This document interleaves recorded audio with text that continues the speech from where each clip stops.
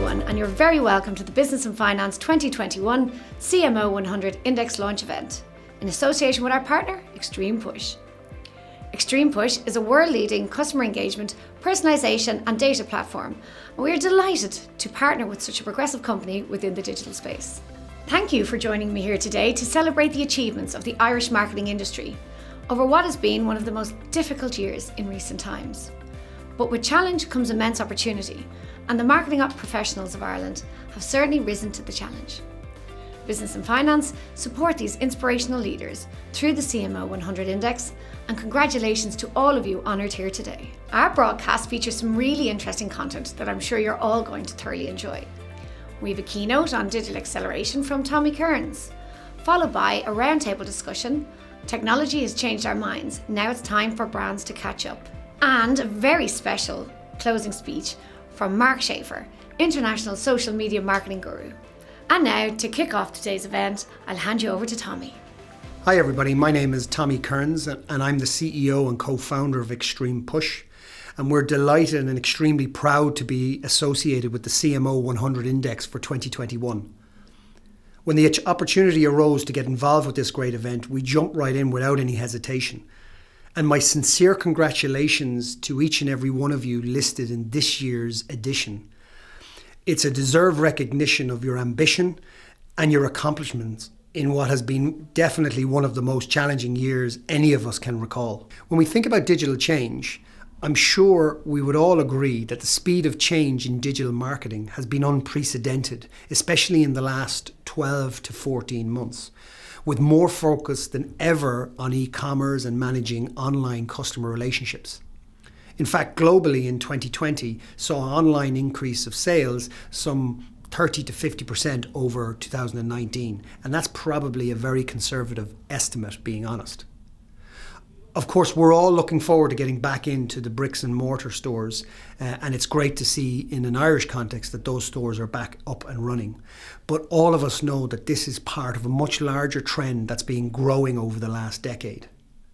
And whilst this online growth brings with it massive opportunity for brands to drive revenue and customer experience, it also presents huge challenges in key areas, particularly around data privacy and personalised customer engagement and relationship management. For myself and the team at Extreme Push, we started back on this journey in 2014, and we've seen how the nature of digital marketing and online customer engagement has radically changed over this period of time. We currently work closely with a global portfolio of enterprise brands across a number of different industry verticals. And in the Irish context here today, that includes great brands like the DAA, RTE, Supermax, INM, the Irish Times Group, BOI, AIB, and the list goes on. We're helping those same brands meet those engagement challenges and thrive in this customer-centric, privacy-first and multi-channel environment. And ultimately, we're helping them reduce their costs, deliver seamless experiences to their end customers, and drive revenue through the consolidation and automation of engagement within their business. So when we think about data ownership and the collection of data, the changes we've seen over the last 12 or 24 months have been huge, with greater controls being given back to the consumer, and rightly so, we believe. And if you think about the imminent death of the third-party cookies, this is the only beginning of the changes to come. Regulators and operators will go much further in the pursuit of a data privacy framework that upholds not just the letter of GDPR, but also the spirit. I note that last year's keynote was on the topic of data ownership. Well, let me be clear how we think about ownership when it comes to data. It's not yours, it's the customer's. And in our view, brands must be the ethical stewards of this data now. And as marketeers, we also must ensure that we're using this data intelligently in the support of the business goals and objectives. The single most important thing you can do right now as a marketing leader within your organization is to build out a customer engagement strategy based on openly acquired first-party data.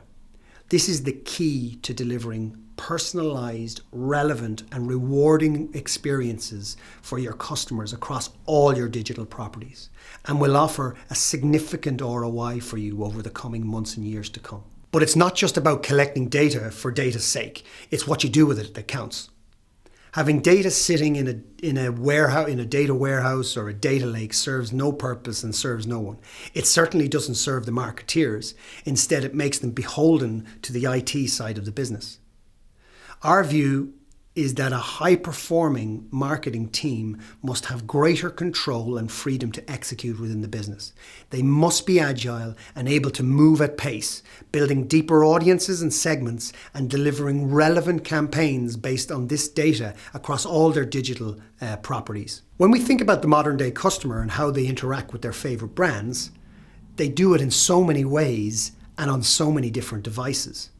They're visiting websites, they're opening apps, they're reading emails and SMS messages, they're opting in for push notification and browser push notifications, and they're scrolling down through their social media posts and feeds. And your engagement strategy with them must fit within those multi-channel parameters. Otherwise, customer communications will always be disjointed, out of touch, and irrelevant.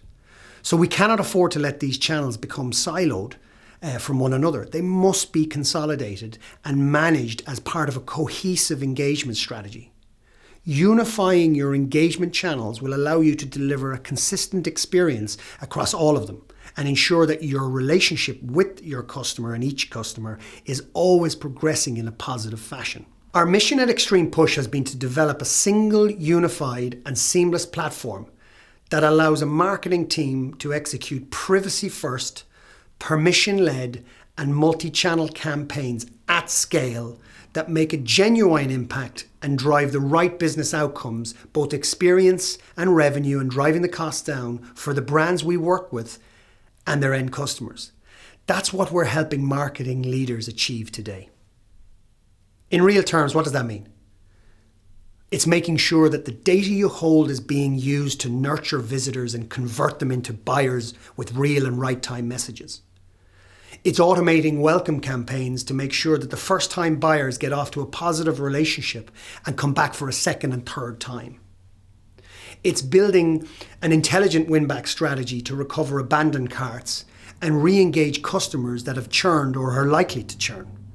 It's all that and so much more. I would welcome the opportunity to talk with you individually in the coming days and weeks to better understand your challenges within your individual businesses and help you, where appropriate, capitalize on the opportunities available to you within the engagement landscape.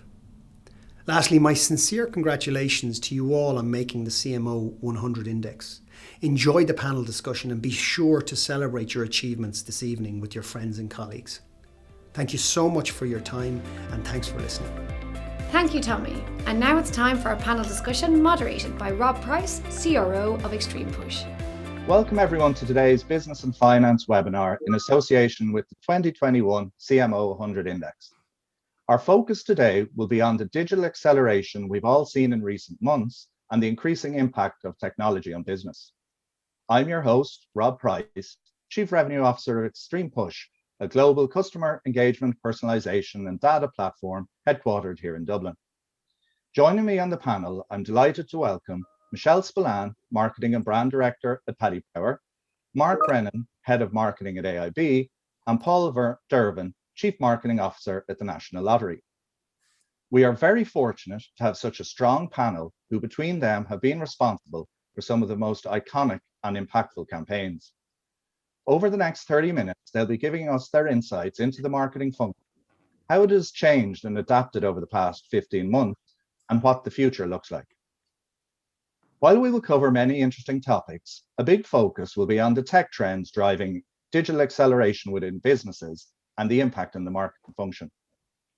By the end, hopefully all of you, our viewers, will have taken away one or two pieces of advice you can incorporate into your own business. So let's get started. So firstly, as everyone is aware, the past 12 to 15 months has been the most challenging yet productive for marketeers on a number of fronts. So if I can start with you, Michelle, can you talk us through your experience at Paddy Power and how you've adapted? Yeah, I have to say it's been a bit of a roller coaster for the last 12 to kind of 15 months, as it has been for kind of every business. I think if we look back, to a year ago, we're an entertainment business, we're a sports and gaming business, and we rely heavily on the sporting calendar. So imagine waking up one morning and all sport is gone from the calendar, and there is no sport. And, you have all of your customers, your shops are closed, your customers on your app with nothing to engage with. So for us, it was very much around pivoting really, really quickly as a brand and leaning into, I think, strengths that we had in our brand that were unique to us. And one of those was our entertainment pillar, which is that we see ourselves very much as a content creator, a content generator.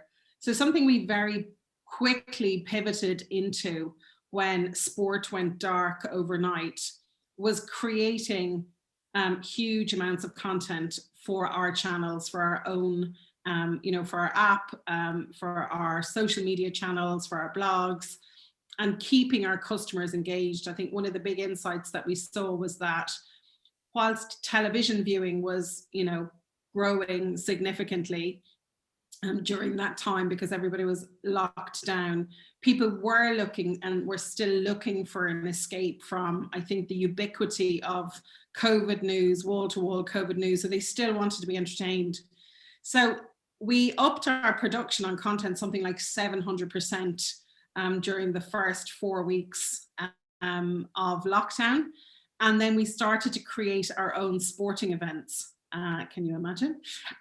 So when they ripped it all away from us, we leaned into, kind of that digital acceleration of that captive audience and creating content ourselves. So we did things like we created lockdown darts tournaments, race nights.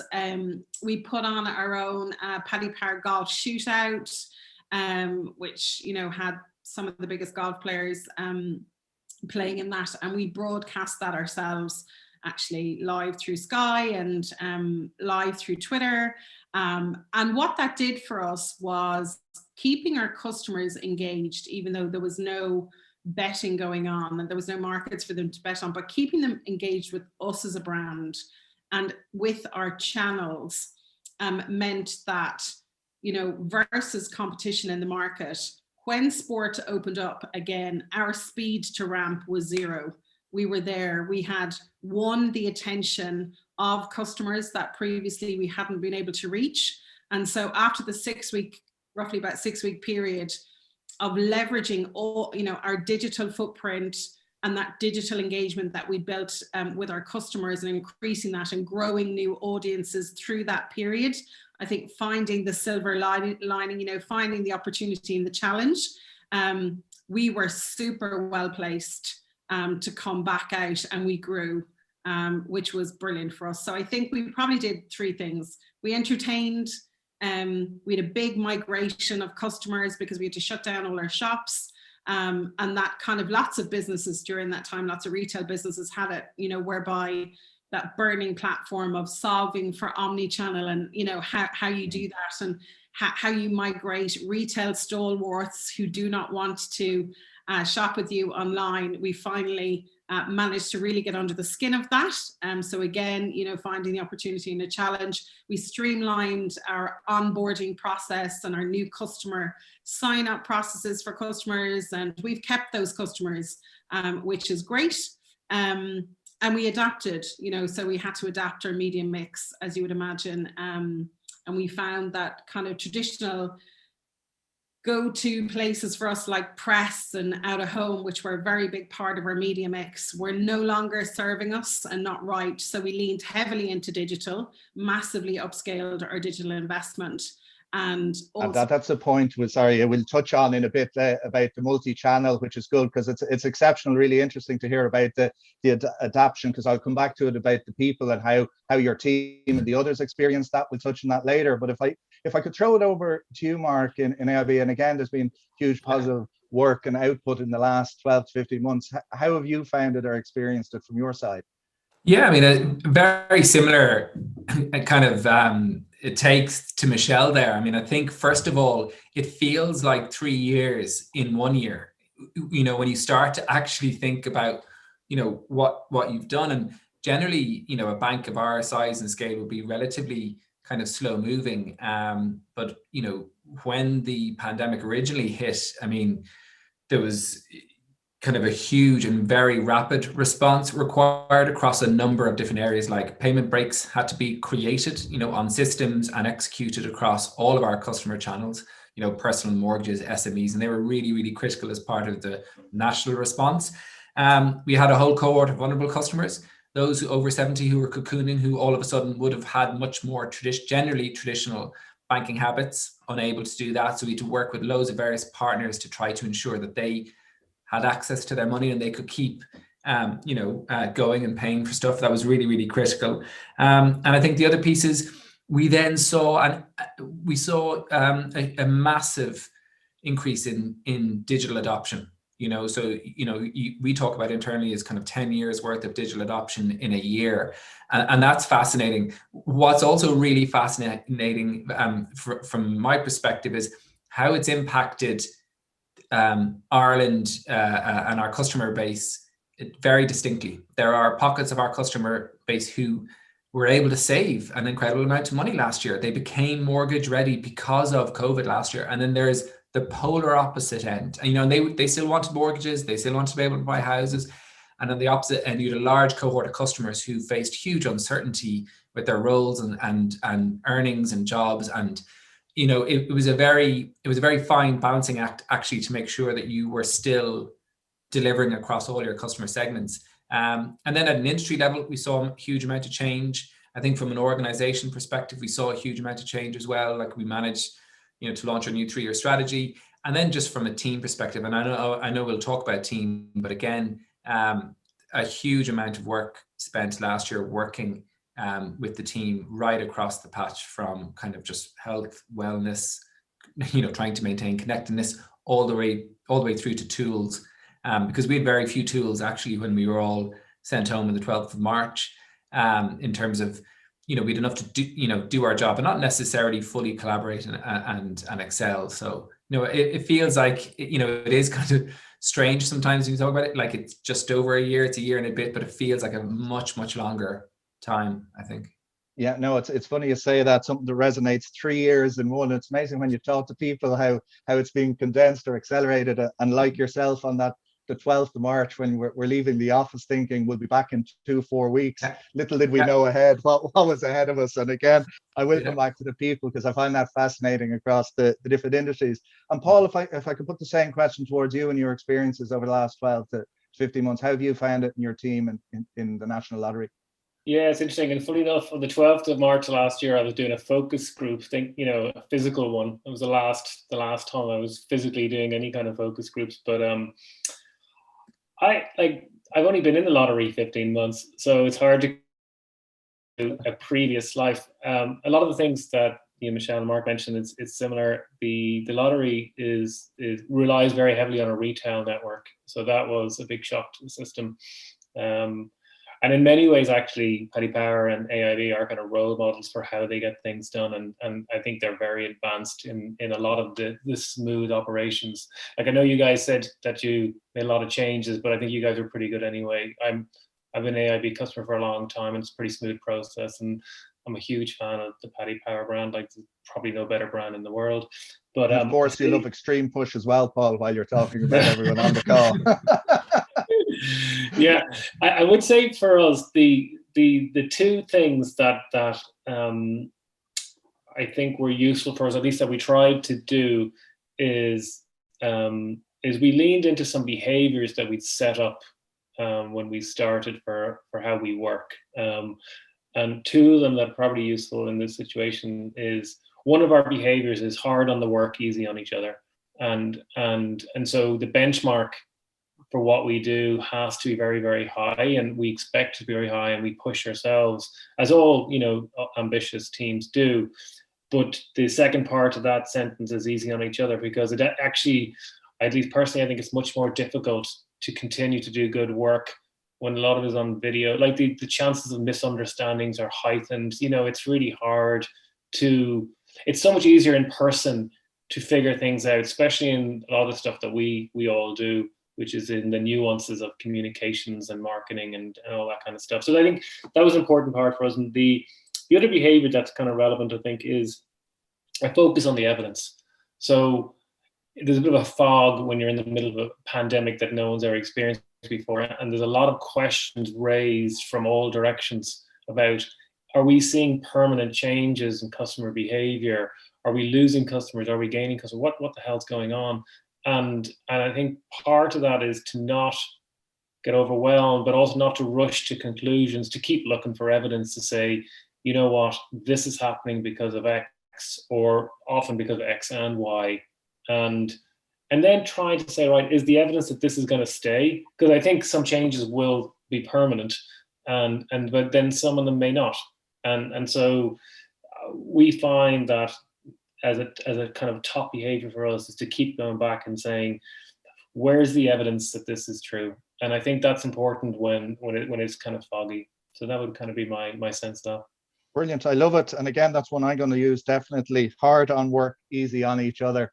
Okay, super. It was a creative director. It was a creative director from a few years ago I worked with, who I'd hired, who actually I stole that from, and I've been using it ever since, because it is hard what we do, you know. Well, I go to steal it there. So brilliant. That's great to get the first question. But something that came out there and really interesting, I want to come back in, is about the people, because a lot of people talked about 3 years in one, change, hard on work, easy in another. I'll start with you, Michelle. Like, if I look back in that period, how have you, and more as importantly, your team adapted or dealt with all this change that we've experienced? Yeah, like there's no two ways about it. We have adapted, and it has been a huge challenge. We actually went through a merger. We had literally just gone through a merger a couple of weeks before COVID hit. So I still have not met my new CEO in person. So it is all just via Zooms. So I think that, things that we did really, really quickly and, was kind of say, okay, the future is not certain for any of us. We're all at home. I think as Mark said earlier, like, nobody was set up for this, in terms of equipment from home, practices of working from home, tech from home, and stuff like that. So we looked at trying to establish that really quickly for people, that people would be set up to do that. We had a lot of people that moved, as in literally moved geographical locations.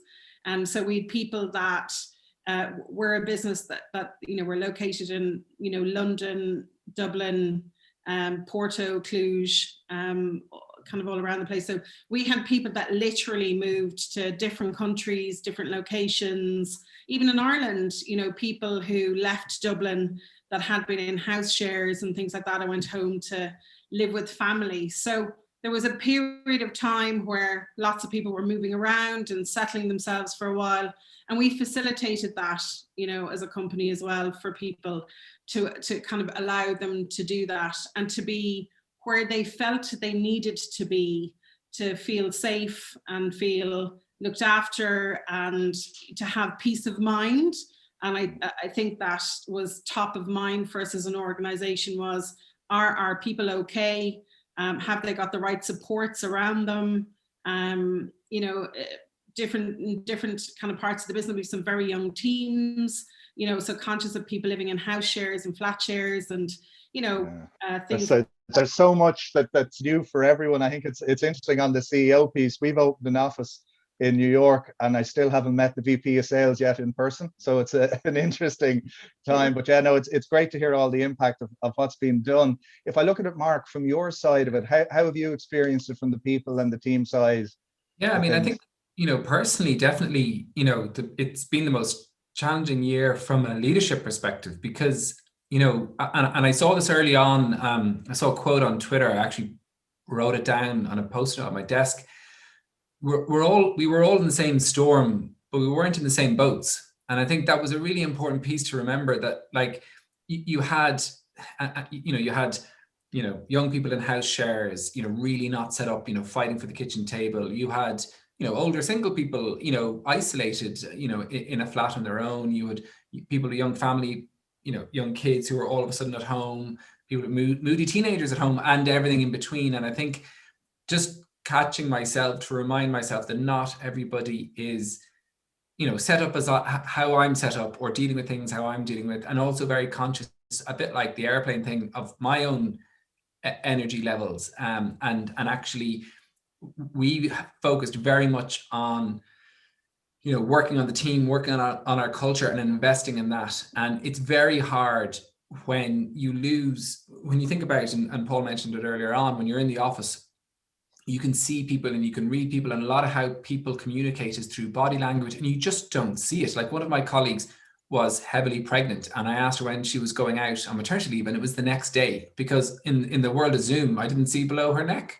whereas in the office you see that person, and you'd have seen and known it for months. And I think it was that sense that, like, and the sense that on a Monday somebody could be fine, and then on the Tuesday they might not be, and that actually we had to particularly over focus on ensuring you were clear in what you were saying. To Paul's point, to go easy on the people, to say, look, I'm being really clear on this piece of feedback that I'm giving you. I don't mean X, Y, and Z. I mean this, and doing phone calls and Zooms, but it's definitely been tough. Absolutely, there's no getting away from that. And I think, we met up. I hired somebody new to my team. I'd never met them. We met up there last week when the restrictions lifted, just to go for a walk outside. We're a very small team, and it was fantastic just to see our colleagues.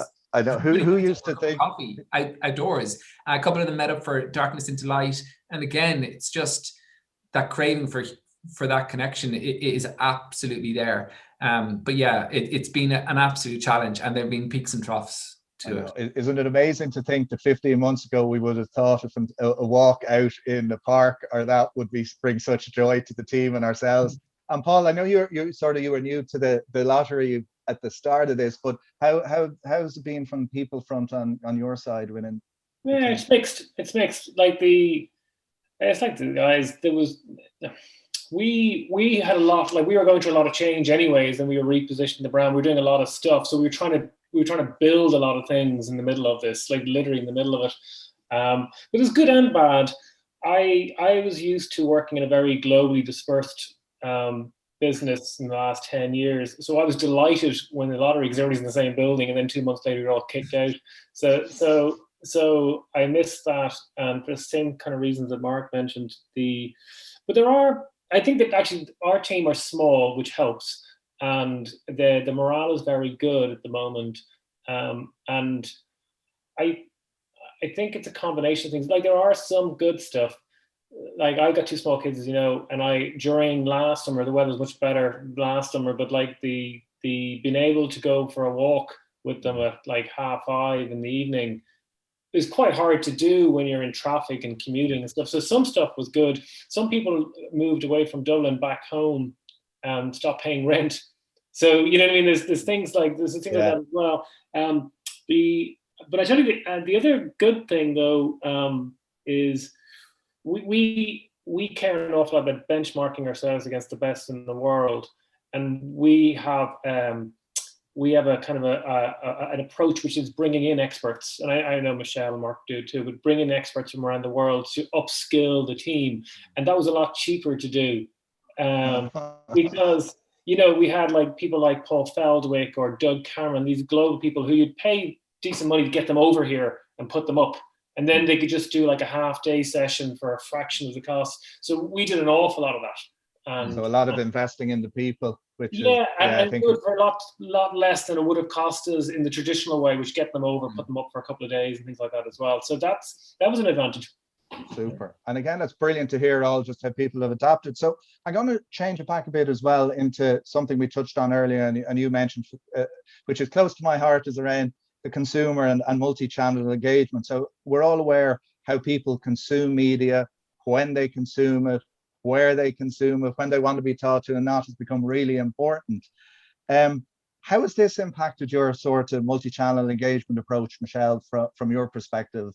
Or has it changed over the last 12 months? Yeah, it has. Most definitely it has changed. I think all of us on this call have seen the kind of shifting sands of media consumption, you know, kind of directional trends that have just been slowly changing, and there hasn't been any maybe seismic shift in things. So an example I might give is kind of the fall off in circulation and press. That has been steadily in decline for a number of years, and it remains a channel that's very important to us and our business. But we saw, for instance, that during the pandemic that really, you know, fell off a cliff. People weren't out and about, so they weren't buying daily newspapers as much, particularly in places like London, where people, you know, we would have done a lot of stuff in the free newspapers and things like the Evening Standards and stuff. People weren't commuting, they were at home. So we had to pivot really quickly around our media mix, and, you know, where we were going to access those consumers, what was the change in their kind of media habits and consumption.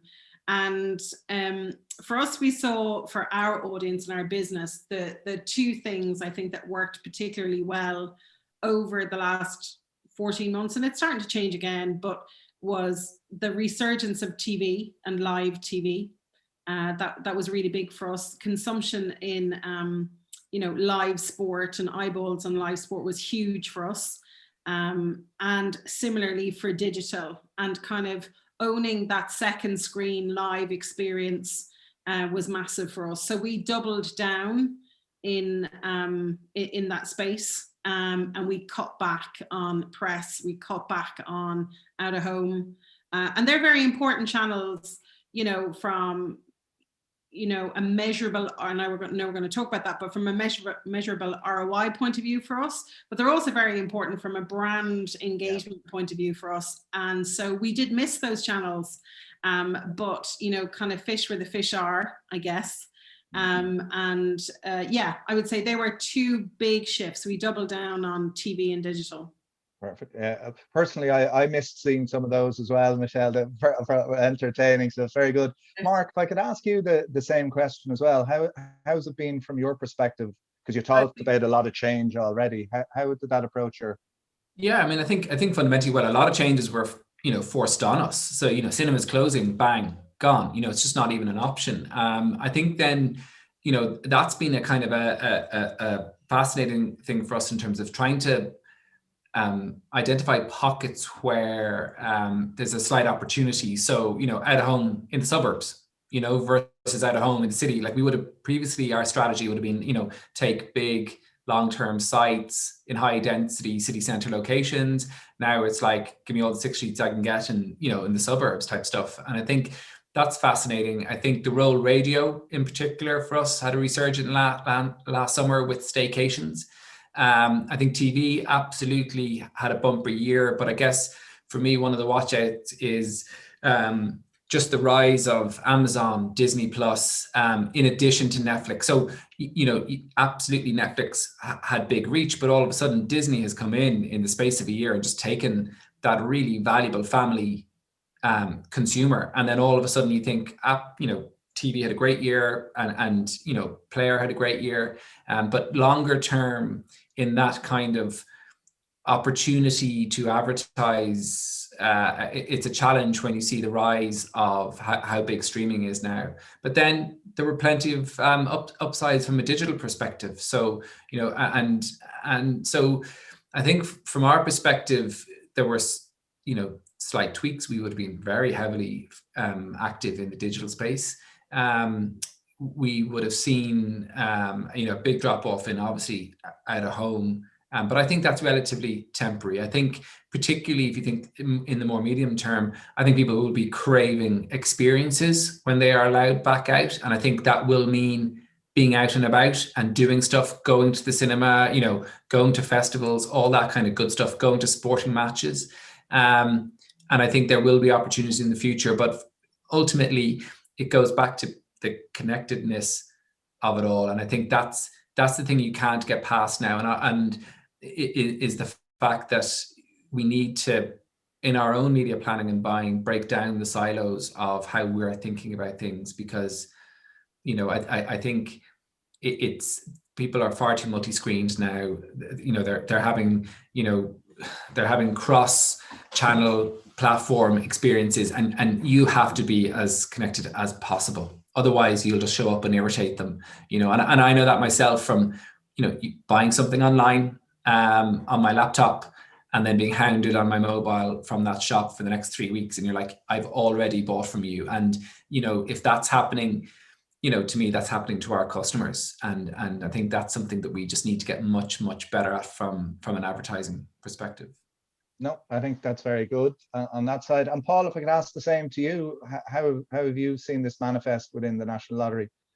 Yeah, it's similar stuff. I love a bit of out of home, so it was an awful shame to not be able to do that kind of stuff. Yeah, I think a couple of things that may be interesting for I guess the marketers watching or listening is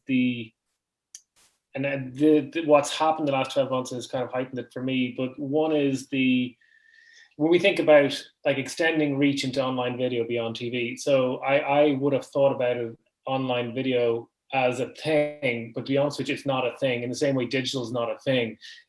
So like YouTube on TV as a watching experience is different to YouTube on your phone, and what people will tolerate in longer form, larger screen from a distance is not the same as what they'll do from on the phone. And actually, so like we've had to get better at designing and crafting advertising and comms for the device, not like online video. So if you're watching, any kind of online video, Sky or something at home on your laptop in bed, because you don't have to get up early the following morning to commute, you may tolerate 20 seconds of advertising, but you're probably not going to tolerate that on your phone as quickly. So it's not the same thing. And even things like, stuff being mute, like, most advertising on your phone is consumed without sound.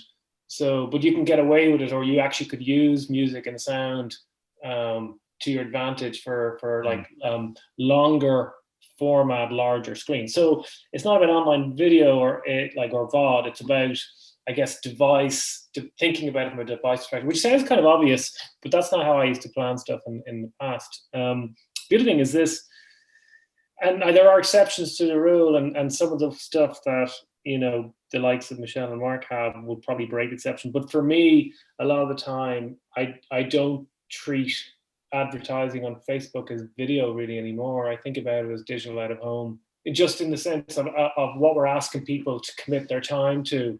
You're talking about a couple of seconds, and so often when we're briefing work for online advertising for Facebook, we're thinking about in the same way we think about digital out of home. And that has huge implications, because you think, all right, let's play a 30-second video, or let's even play a 15-second video.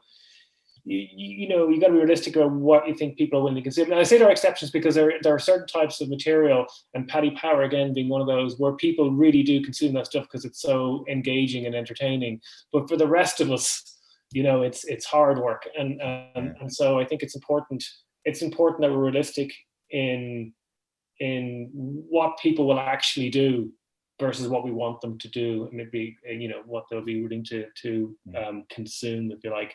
And those two things have been heightened because of as Mark mentioned, the massive kind of draw towards digital advertising. Yeah, no, I think that's a fascinating perspective, and one that all companies should take into consideration if we look at it.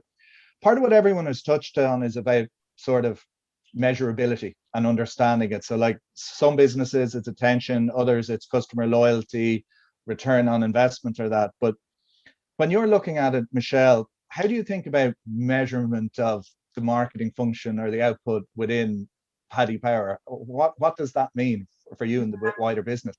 Paul and I have had a few chats on these on this subject actually over the years.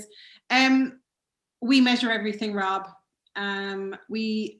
Measurement is hugely important, in our business, and we have a range of things. So we have, an MMM, a mixed modeling measurement system, which looks at our media planning, and we have that in house. And so we've, that has things like digital scorecards as well in there, so we analyze the impact of our media buying and the choices, and it's a data point that we reference. It's not a decision-making tool. I think actually, just backing up before I talk about the million things that we have, the first thing I'd like to say is, whilst I believe in measurement and I think it's super important, and I definitely sleep easier at night planning, tens of millions in media budgets, having great media systems, nothing is risk-free. Nothing.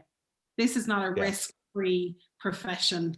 And no amount of measurement or data point makes up for experience and knowledge.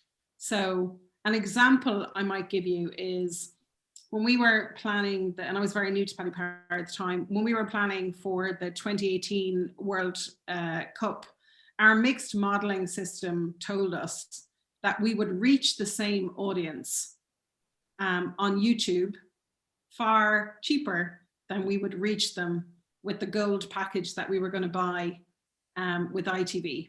And now the gold package with ITV was significantly more expensive than the YouTube package.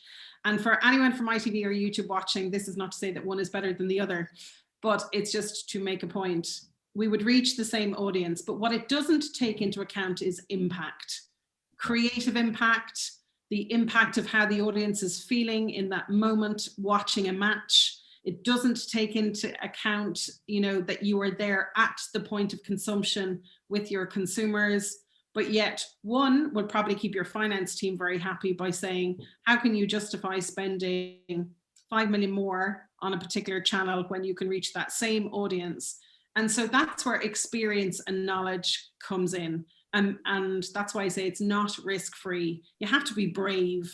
You have to make the calls that will drive your business, albeit it may not align with, the kind of metric systems that you have. So we do have MMMs, and we are very respectful of them, but we also respectfully choose to make decisions counter to them in certain cases. We also have things like Lumen for attention scores, Nielsen. We've got H&P, Holland Partners for kind of our brand tracking. So we have a suite of measurement systems that we use to measure a range of activities. So probably the second point I'd make, which is, if the first one is nothing is risk-free and experience matters, probably that maybe the third one is that there's no silver bullet, and you need a range of things. That would be my... Brilliant. And again, super amount of information there that I think is very pertinent, and we'll always take it into the people experience bit, which for me is very important. Mark, if I looked at it from your perspective, what's your take on the whole measurement and I think side? So very similar to Michelle there in terms of, we measure an awful lot of data points. Okay. And is our measurement perfect? No. Do we have pockets of blind spots where we need to get better at measurement? Absolutely. But in I guess my kind of hobby horse is, there's a big difference between measurement and effectiveness. And I think that's, I think we can tie ourselves up in knots, very focused on a very minute data point for loads of really good reasons. And a lot of the time, you have to challenge the teams to step back and look at the wider picture, or look kind of, beyond. And I think that's to Michelle's point of experience to say, it's not an exact science. Just because you pay X doesn't mean you get Y, even though that happened last time. The wider context difference, and you need to think about that. And I think constantly we're on a journey to get better at measurement, but ultimately to get better at effectiveness. And I think that's both in the short and the long term. And I think that's a really important skill set that we have to retain as marketeers. Otherwise, it'll become a, spend X in this channel, direct channel, get it all back, great, move on. And over time, we'll underinvest in our brands. And if anything that the pandemic has shown is that those brands that had invested in their brands, a lot of them have done very well from a brand health perspective through the pandemic. And I think that's a constant challenge because, let's be honest, there's increasing pressure from, your CFO and the business, in terms of accountability, growth, sales, whatever metrics you're looking for. And a lot of it is short term. I think for us, it is on us to ensure that, yes, absolutely, we're running the business, but we also have an eye on growing the business over the next 3 to 5 years. And we're fighting that with, as much science as possible. But yeah, for me, it's measurement is absolutely key, but it's nothing without effectiveness, So I guess the question so what? It's the best question. So they show you all these metrics, and you're like, so what?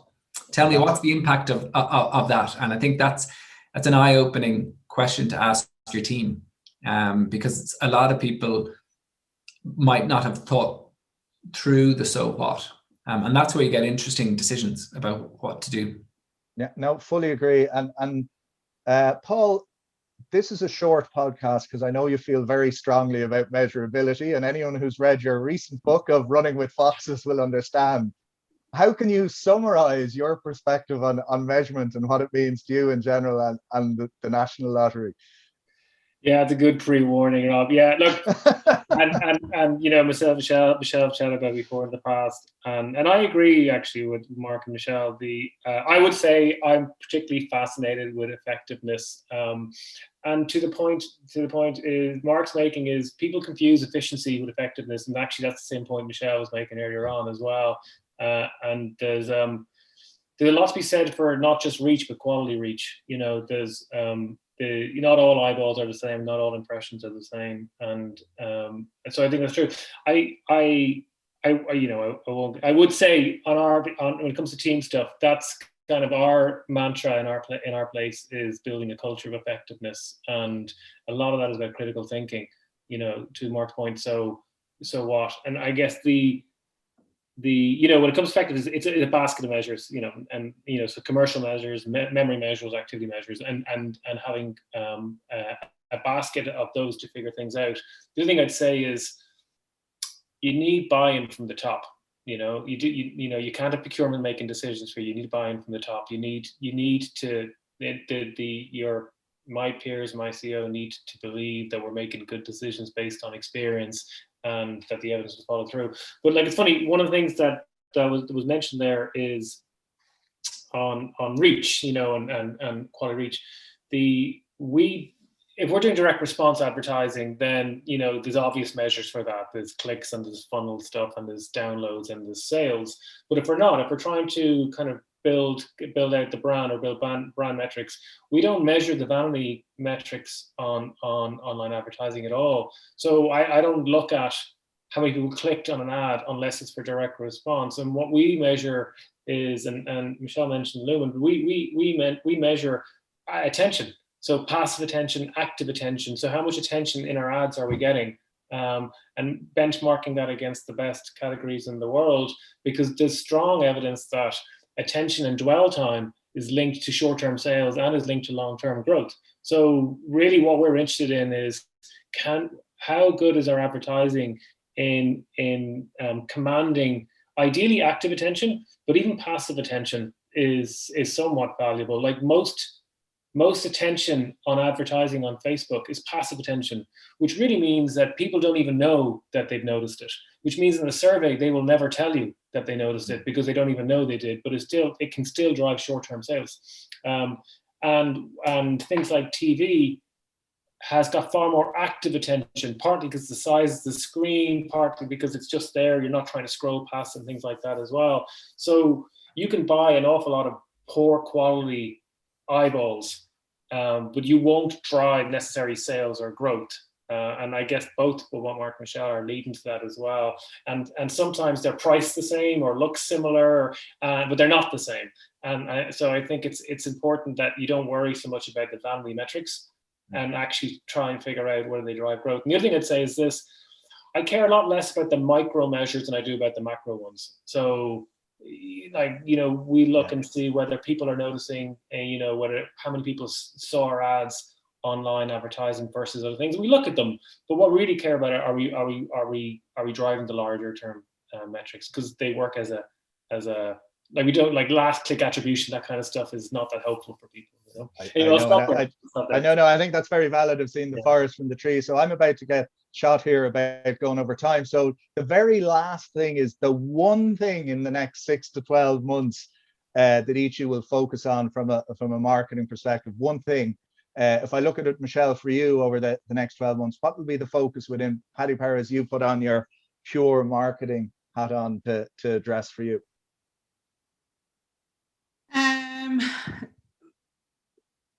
Going for growth, accelerating our growth, turbocharging our growth, and our brand and our share in the UK. We've grown significantly through the last 14 months, and our absolute focus is to turbocharge that with our brand now over the next. Superb.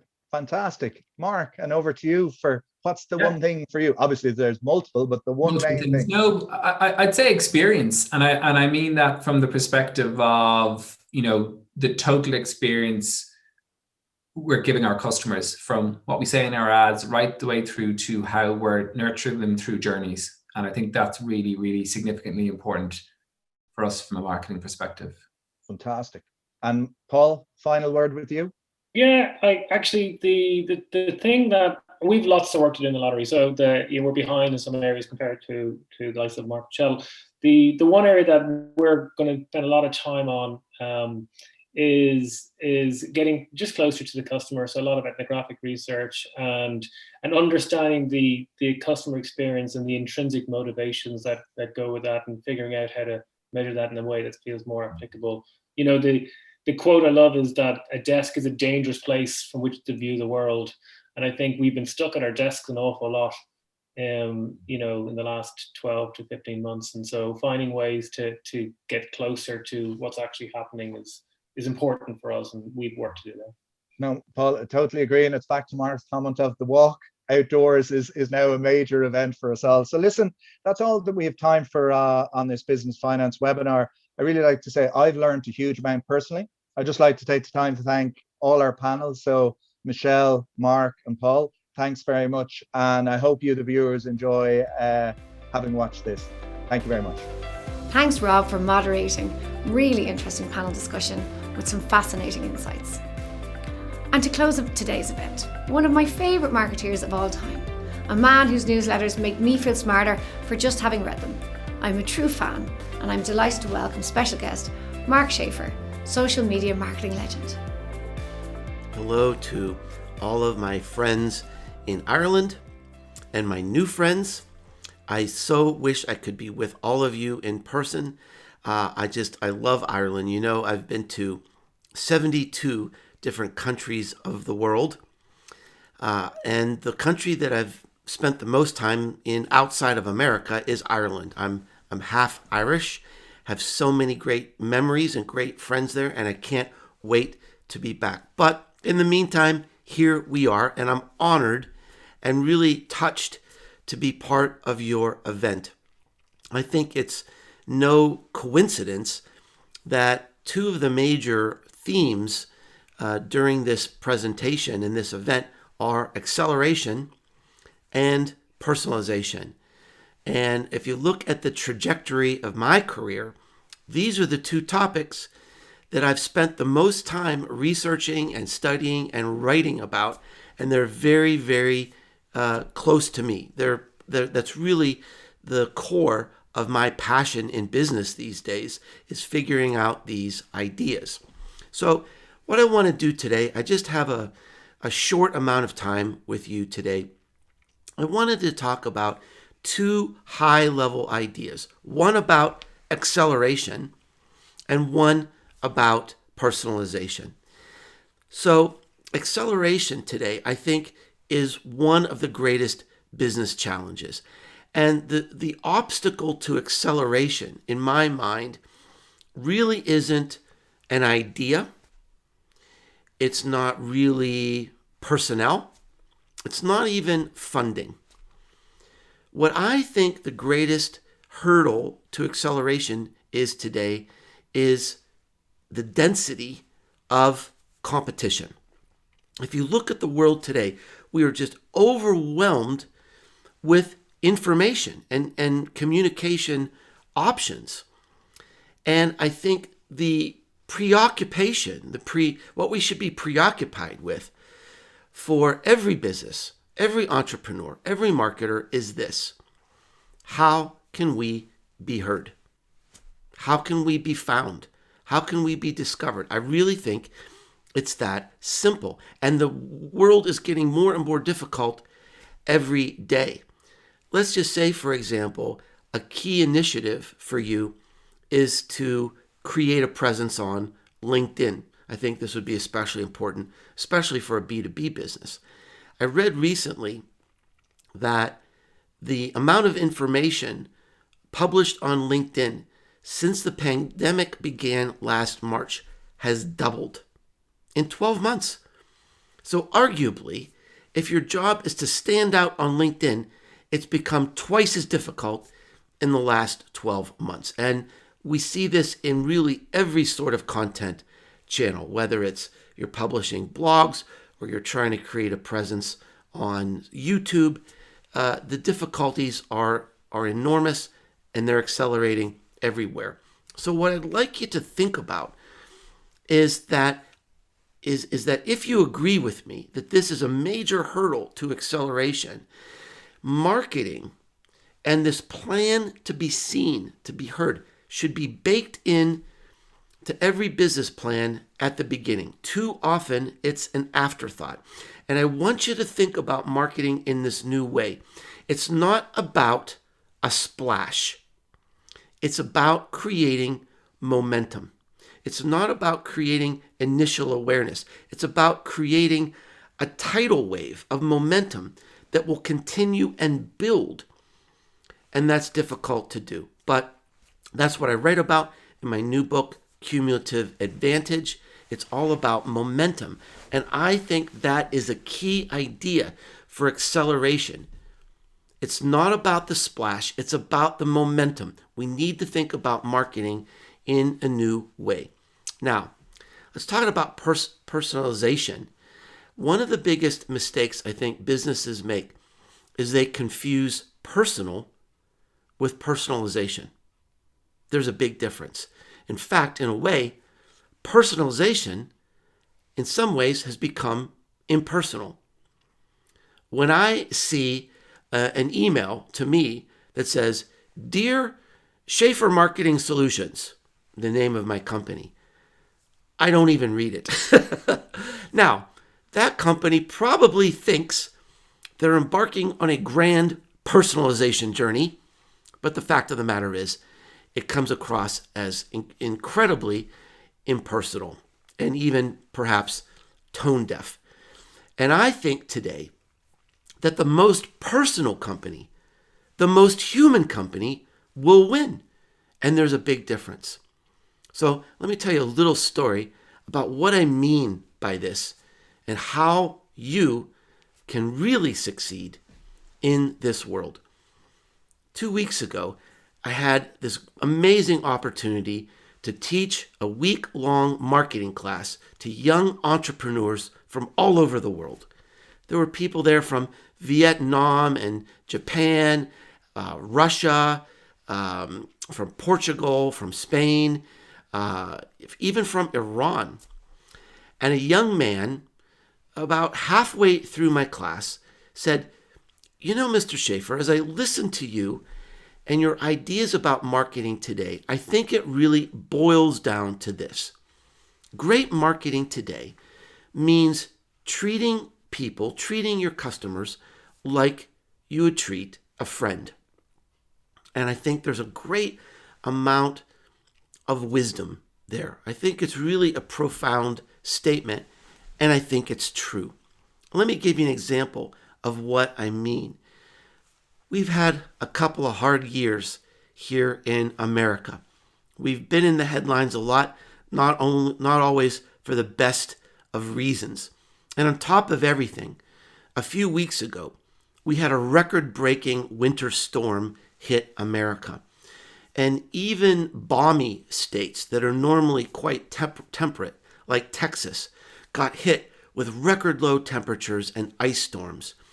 Millions of people lost power, lost heat, didn't have access to water for days on end. And there was a large furniture store in Houston, a big city in Texas, that didn't lose power. They didn't lose heat.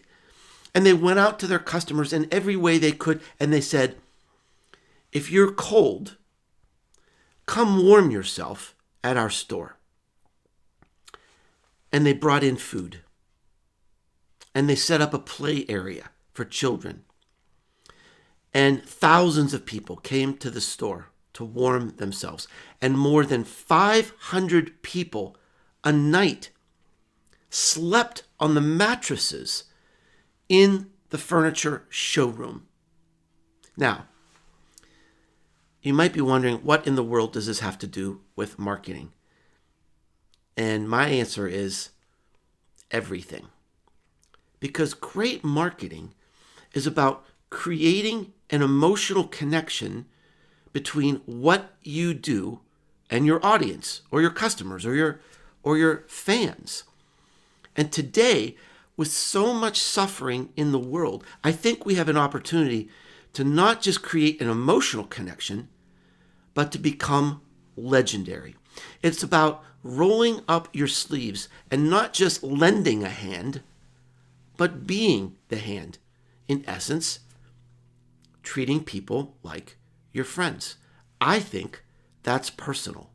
It transcends even personalization, right? I think that's the real challenge. And how do we use technology to do that? How do we use technology to reduce the barriers, to eliminate the barriers between ourselves and our customers so that they can see our faces, hear our passion, see our smiles, and see that we care? How do we use technology to become more personal? I think that's a great opportunity for many businesses today, and certainly the many wonderful businesses and entrepreneurs in Ireland. So anyway, those are a few of my thoughts. Thank you so much for allowing me this amazing opportunity to connect with you, to connect with many of my great, great friends in Ireland. I can't wait to be back and see you in person soon. Thank you, Mark. What a way to end today's event. Thank you all for joining us here today. I'm sure you'd agree that based on what we've just heard from our incredible speakers, the future is bright for marketing and the industry in Ireland. And now to the CMO 100 Index 2021.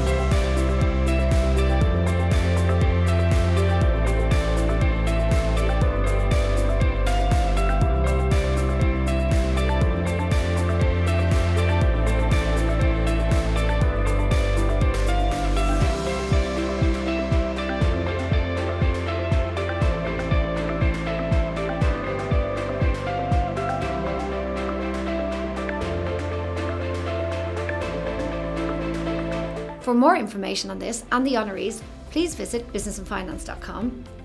Thank you again to Tommy and the team from Extreme Push. Thank you to our panellists, Michelle Spillane, Mark Brennan and Paul Dervin. From all of us here at Business and Finance, goodbye for now, and I look forward to welcoming you all in person next year.